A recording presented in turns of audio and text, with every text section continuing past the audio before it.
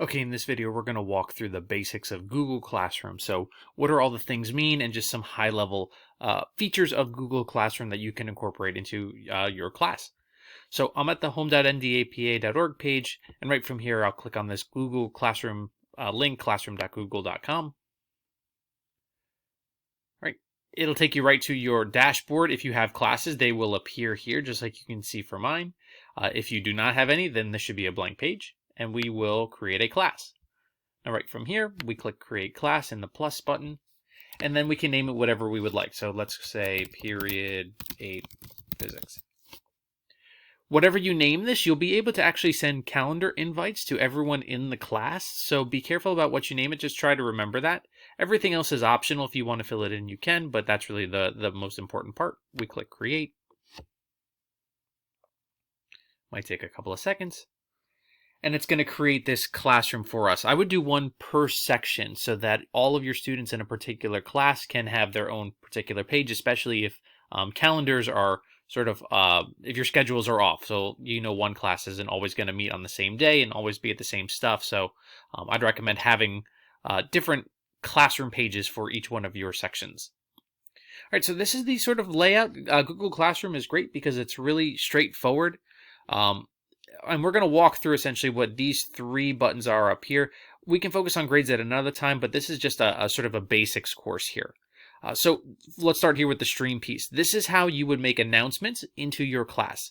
So you can see that there are a couple of big features here. Any sort of upcoming work can be listed automatically in this. If I want to share something with the class, I can just click on this link here, and it'll allow me to type in a message. Hello and welcome to class. Please don't mind, I should capitalize that, the grammar in me. And then it gives us some options of who I want to post it to and which students I want to see. So I can either have all students, or if I have individual students, I can be very deliberate in who sees what. From here, I can also add in any sort of links, and we see that they give us some options of either linking a Google Drive document, an actual hyperlink outside any sort of file that you have, or a particular YouTube clip.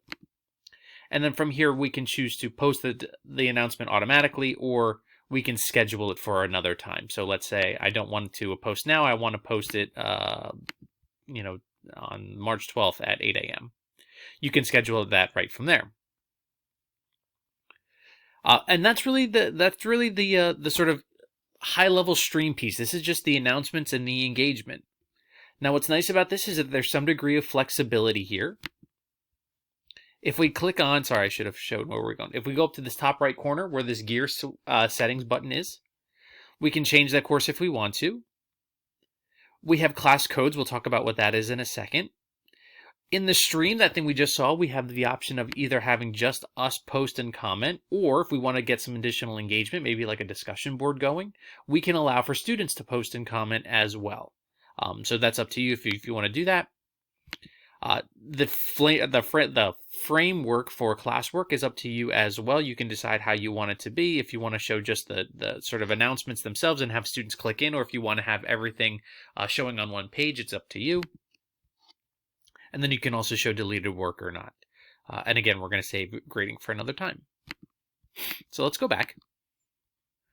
All right, so the stream is your announcements. There's no grades attached to them. This is just a high-level welcome to the class. Any sort of quick announcements. If you are maybe teaching online, if you're doing like a virtual class, then this might be where you start off by saying, this is what the student should be expecting for that particular day. This is sort of the layout of the class. Or if you have just a quick announcement you want to give to everybody, this would be the place to go. Or if you want to, again, have like a conversation going, if you want to start some sort of discussion thread, maybe your first post is a question.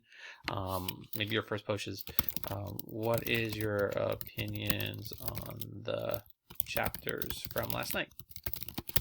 And then from there, you can have students actually add in their comments and respond to that as well. All right, so that's the stream.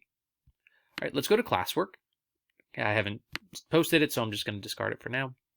All right, and this is where we can add additional assignments. This is where if you wanted to create announcements or anything particular on a student calendar, which is pretty awesome about Classroom. I will admit that it automatically generates a Google Calendar for you. It also creates a class drive folder. So if you go into your Google Drive, there'll be a Classroom folder dedicated to every one of your classes.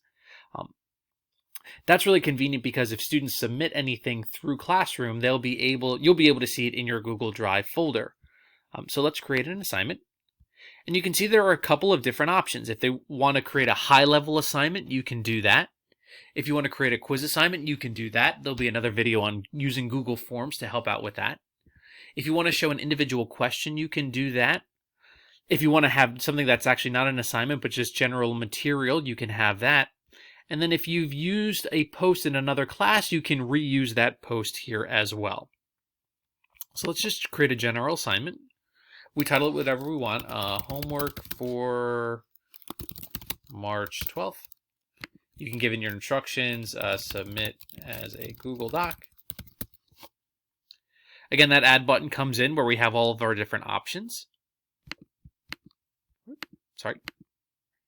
Or right from here, we can create an assignment using all of our Google features, either as a slides or a sheets or a docs or anything like that. Right. Again, you can allocate who you want it to be, what students you want to see it, how many points you want it worth. You can assign a due date and a due time. So let's say I want to do the 12th at 8 a.m. And what's nice about this is that it will then appear on the calendar as due 8 a.m. on March 12th on that particular calendar. And then if you want to organize, you can create topics. So let's say I have a category just for homeworks. I can do that as well. If you have a rubric, you can add that rubric so that students can see that. That's a pretty nifty feature. Canvas will be able to do that as well. But if you have something already assigned that you want students to see, you can do that. And then again, we have the option of either assigning it now or, sorry, I keep right-clicking. You can either assign it now or you can schedule it for another time or just save it and come back to it later. So let's assign it just for argument's sake. And there it would appear. If you had anything attached to it, once a student clicks into it, it would have all the instructions. You can see that it also shows you very quickly how many students turned in the assignment or how many students actually saw the assignment. So if you have, let's say, 15 people in your class, but only 12 have turned in, you know 3 haven't. And you'd be able to see once you click into this view assignment who hasn't turned it in. So I'd recommend that if you're interested in Classroom, take a moment, see what kind of assessments you can make. What does the quiz assessment look like or the question look like? These are really good engagement strategies as really quality summative assessments. So if you want to sort of have a bell ringer or a do now, or if you want to have an exit slip, you can use these features instead of having paper. So it's really nice for the digital component. All right, so the last piece I want to show is people. All right, you automatically are defaulted as a teacher, but if you want to add someone else as a teacher, you would just click this button. For students, you can add students one of two ways. You can either click this Invite Students button and then start typing in their names or their email addresses, and you can do that one at a time for individual classes. Or if you give students this particular code for this particular class, if they go in and they sign into a class, if they just type in that code, they'll be able to join your class automatically. So I would recommend just going that route because I think that's a lot easier, but you have this option of doing this as well. All right, so that is the very, very highest of levels for Google Classroom. If you have any specific questions, you can always email me. Oh, look at that. See, the assignment appeared right there, just to further prove my point. If you have any specific questions, you can certainly email me. A lot of students and a lot of teachers are using Classroom, so they will be able to answer any particular questions you have as well. But if you're interested in this is your first time, I strongly encourage you to try playing around with Classroom a little bit. It's designed to be very intuitive, and there are plenty of other features that we haven't discussed that can really dive into the details. But from a high level, if you wanted to go virtual, this would be I think enough for you to get started at least. So thanks for watching.